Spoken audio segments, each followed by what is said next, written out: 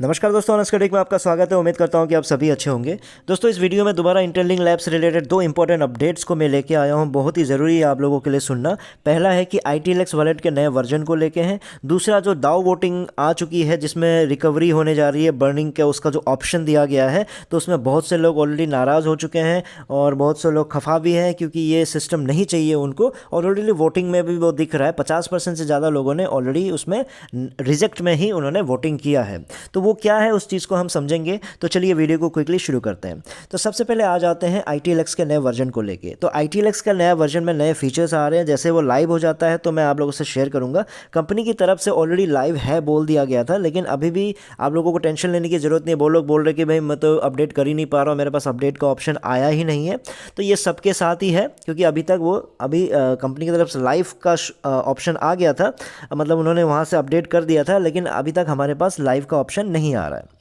तो इसलिए सबके साथ है तो टेंशन लेने की बात नहीं है। इसमें बस ये खासियत है कि 50% आपकी हाल्विंग होने जा रही है, माइनिंग की स्पीड आपकी कम हो जाएगी। तो उसमें भी आप टेंशन मत लीजिएगा, बहुत लोगों के पास अपडेट नहीं है। तो इस नए वर्जन में ये जो आपकी जो माइनिंग स्पीड है, मान लो अगर आप हर 4 घंटे में 1000 माइन कर पा रहे हो तो आपका 500 हो जाएगा, आधा हो जाएगा। तो इसलिए आप घबराइएगा मत, फिर टेंशन में मत आइएगा कि ये कहाँ हो गया, आधा क्यों हो गया, क्योंकि नया जो वर्जन में कंपनी की तरफ से बोला गया है कि जो आपकी माइनिंग स्पीड है वो आपकी आधी हो जाएगी। ठीक है, अब आ जाते हैं और एक चीज़ इसमें बताना चाहूँगा। जब आप इसको ये क्या बोलते अपडेट कर रहे होंगे, जब आप इसका अपडेट का ऑप्शन आ जाएगा तो प्लीज़ स्लाइड पे क्लिक कीजिएगा। वहाँ पे APK का भी ऑप्शन होता है। लोग APK पे क्लिक करके बोलते हैं कि मेरा अपडेट नहीं हो रहा है।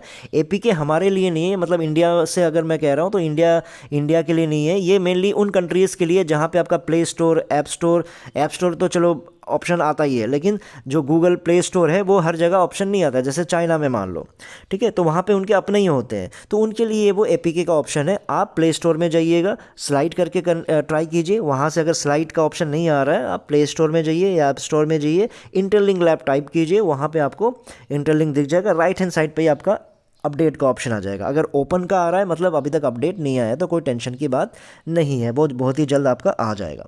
अब दूसरे वाले हम टॉपिक पे आ जाते हैं, जहाँ पे इंटरलिंक का जो एक केवी ने प्रपोजल दिया था कि हम जो बर्निंग जिनके हो गए थे उनको हम रिकवरी का ऑप्शन दे रहे हैं, रिकवरी का मौका दे रहे हैं। और ये मैंने पहले ही बताया था कि इसमें 2 गुटों में लोग बटे पड़े थे। जब पहली बार ये प्रपोजल आया था तो मैं बहुत ही नाराज़ था। 1 महीने या 1.5 महीने पहले की बात है शायद।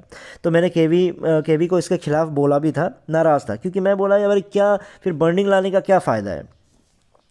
और अभी भी वही सिचुएशन है, बहुत लोग नाराज़ है। कल मैंने मीटिंग किया था, उसमें भी बहुत लोग शिकायत कर रहे थे, इसके पीछे के बहुत सारे रीजंस भी दे रहे थे। तो सबके अपने अपने वैलिड पॉइंट्स हैं, क्योंकि मैं भी इसके खिलाफ था।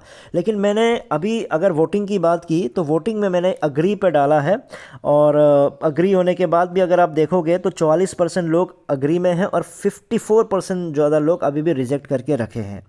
और मैंने क्यों अग्री किया उसका पीछे का रीज़न मैं आपको बताता हूँ। क्योंकि देखिए, मैंने क्या कहा था, केवी के किन बातों में मैं सहमत हुआ। केवी ने ये कहा था कि बहुत सारे रियल लाइफ प्रॉब्लम्स भी आते हैं जहाँ पे लोगों को सच में जो जेन्युइन लोग हैं उनके साथ भी वो प्रॉब्लम हो सकता है। और ये बहुत ही जेन्युइन चीज़ था, उसी को लेके मैंने हामी भरा था और केवी को कहा था कि इस वाले बात से मैं रेडी हूँ।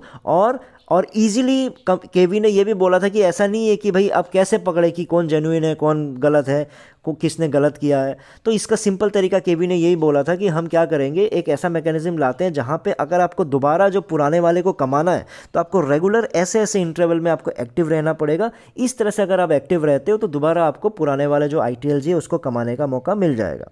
तो ये बहुत ही मेरे ख्याल से वो शानदार मौका था।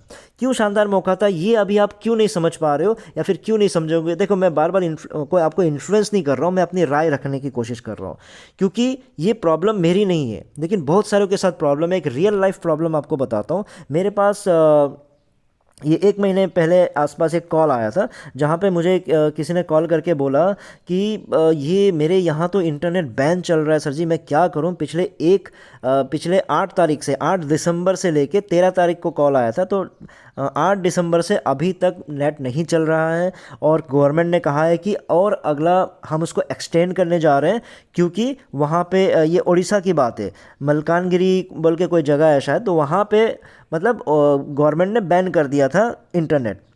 तो अब उस इसमें उन लोगों की क्या गलती है? उसमें उन्होंने कहा कि बहुत बड़ी टीम है, बहुत सारे लोग हैं, सब लोग अफेक्ट हो रहे हैं, क्योंकि 2 दिन के बाद तो धीरे धीरे आपका बर्निंग स्टार्ट हो ही रहा है।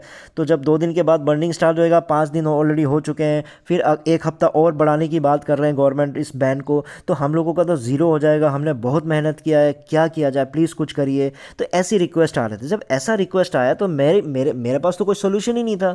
मैंने कंपनी को, रीना जो कोर टीम में है, मैंने उनको इमीडिएटली व्हाट्सएप पे मैसेज किया। मैंने बोला कि इंटरनेट का ऐसा ऐसा इशू आ रहा है इंडिया में, 8 दिसंबर से चल रहा है और आगे भी इसको बोलने की बात है। और मैंने पेपर की कटिंग, मैंने ऐसा नहीं है कि बस हवा में इस चीज़ को आगे बढ़ा दिया, मैंने पेपर में, न्यूज़पेपर में उसकी कटिंग जो है इंटरनेट से डाउनलोड करके वहाँ उसका स्क्रीनशॉट मैंने आगे भेजा कंपनी को।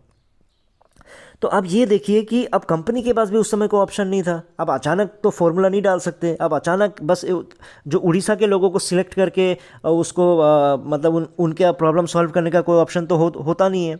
तो उनके पास भी कोई ऑप्शन नहीं था। तो शायद उसके बाद ही कंपनी ने भी सोचा होगा कि क्यों ना ऐसा ऑप्शन लाया जाए। तो आप भी सोचिए कि अगर आपके पास भी, आप भी उन सिचुएशन में हो, क्योंकि अभी आप लोगों का पास एक्चुअल जो वेरीफाइड ITLG नहीं आया है, यानी आपके पास जो भी ITLG है, आपके साथ भी कभी, इन भगवान ना करे लेकिन कभी मोबाइल ख़राब हो गया, कुछ अनहोनी हो जाती है जिसके कारण 2 हफ्ते 3 हफ्ते आप माइनिंग ना कर पाओ, तो उसके बाद आपकी बर्निंग हो जाती है।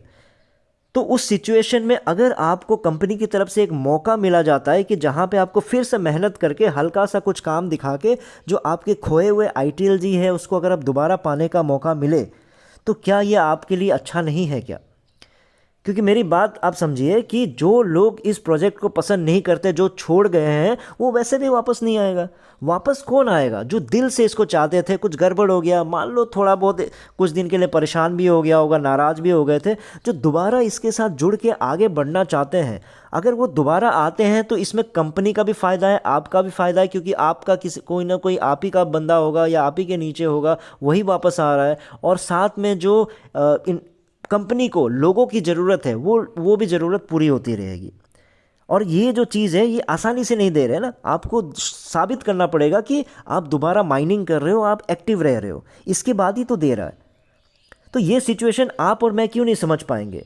ये सिचुएशन आप और मैं समझ नहीं पाएंगे क्योंकि ये जो उड़ीसा में जो बंदे हैं, जिन लोगों ने ये फेस किया, उनकी कोई गलती नहीं थी। बेचारा दिन भर माइनिंग कर रहा है, 6-6 बार माइनिंग कर रहा है। उसने यही बोला, मैं रात को जग के माइनिंग करता हूँ सर जी, लेकिन फिर भी अब देखिए ये गवर्नमेंट के कारण मेरा ऐसा हो गया, प्लीज़ कुछ कीजिए। क्या जवाब है आपके पास? क्या सोल्यूशन है इसका?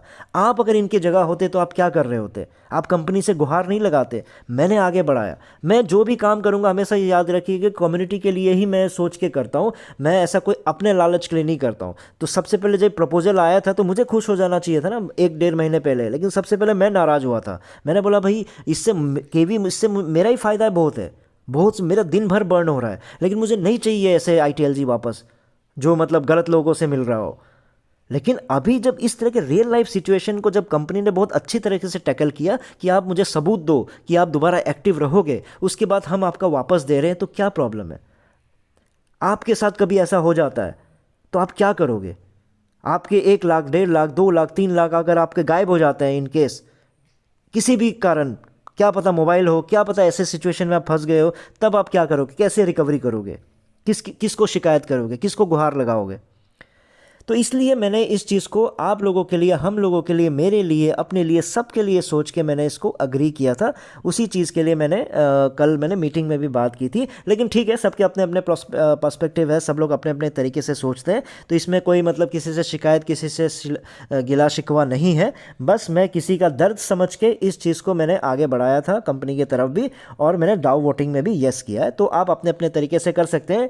आज के दिन 9 तारीख तक इसकी लास्ट वोटिंग चलेगी। उसके बाद अगर ये 54%, 55% कामयाब रहा तो ये आपका प्रपोजल रिजेक्ट हो जाएगा। तो इस रिजेक्शन में जब तक आपका वेरीफाई ना हो जाए तब तक आपको डर बना रहेगा कि कहीं गलती से मेरा कोई बर्न ना हो जाए। याद रखिएगा कि जब तक वेरीफाई नहीं हो जाता तो आपके जितने भी ITLG है वो कभी भी बर्न हो सकते हैं, छोटी सी गलती के कारण। लेकिन अगर ये प्रपोजल रहा, आपका हाँ हो जाता है, अभी भी उम्मीद करूंगा कि ये हाँ हो जाए, अगर ये हाँ हो जाता है तो आपके पास वो दोबारा एक ज़िंदा होने का ऑप्शन रहेगा कि हाँ मैं ऐसा मेहनत करके, क्योंकि मैं तो मेहनत ऐसे भी करता हूँ वैसे भी करता हूँ, तो क्यों ना मैं मेहनत करके दोबारा अपना जो खोया हुआ ITLG है उसको मैं पा लूँ।